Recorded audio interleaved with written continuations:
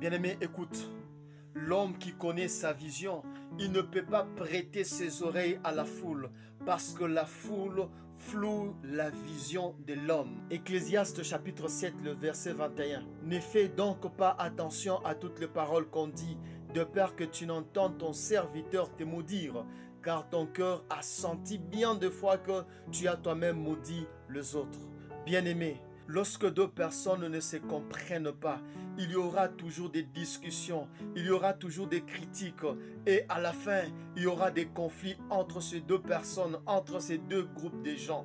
Mais lorsque une personne, un homme, comprend les autres, c'est comprendre que, quelles que soient les qualités que nous avons, quel que soit tout ce que Dieu nous a donné, nous ne pouvons pas être acceptés par tout le monde. Si tu comprends cela, tu ne seras pas intéressé à vouloir savoir qu'est-ce que les gens disent de moi, à vouloir savoir qu'est-ce que l'autre pense de moi.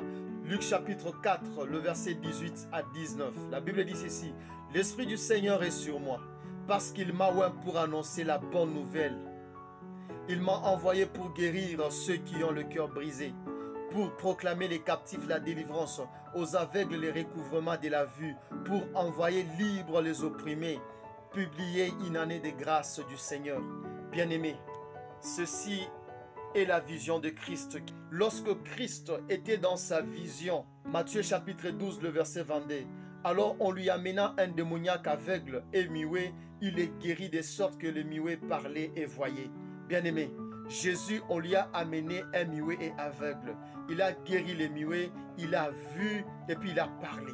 Mais lorsqu'il a guéri le malade, il a rencontré plusieurs fois la foule sur son chemin lorsqu'il était en train de suivre sa vision. C'est pourquoi la Bible dit ceci: lorsqu'il a guéri celui qui était malade, aveugle et muet, la foule est venue. Cette foule s'appelait les pharisiens. Ayant entendu cela, cet homme ne chasse les démons que par Belzébul, prince des démons. Ils ont commencé à critiquer Christ.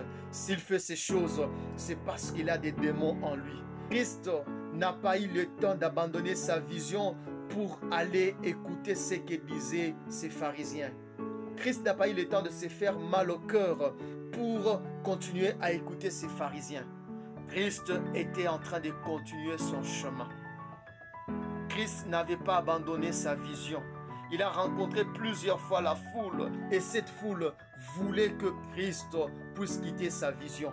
Jusqu'à ce qu'il est mort, Christ a obtenu le gain de sa vision.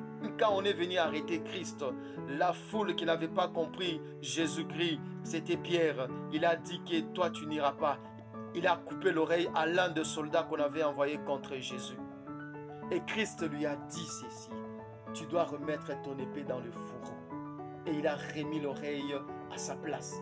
Bien-aimé, la foule ne te comprendra toujours pas. Ce n'est pas tout le monde qui peut te comprendre. Si tu t'intéresses à ceux qui ne te comprennent pas, tu vas quitter la vision. Si Jésus s'était intéressé à la compassion de Pierre, Jésus allait aussi réagir et quitter sa vision.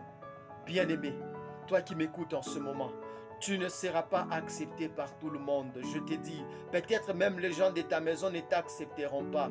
De ton travail, de ton entourage ne t'accepteront pas tous. Mais toi, si tu connais ta vision, poursuis ta vision sans souci, sans culpabilité. Tu es celui qui connaît ta vision.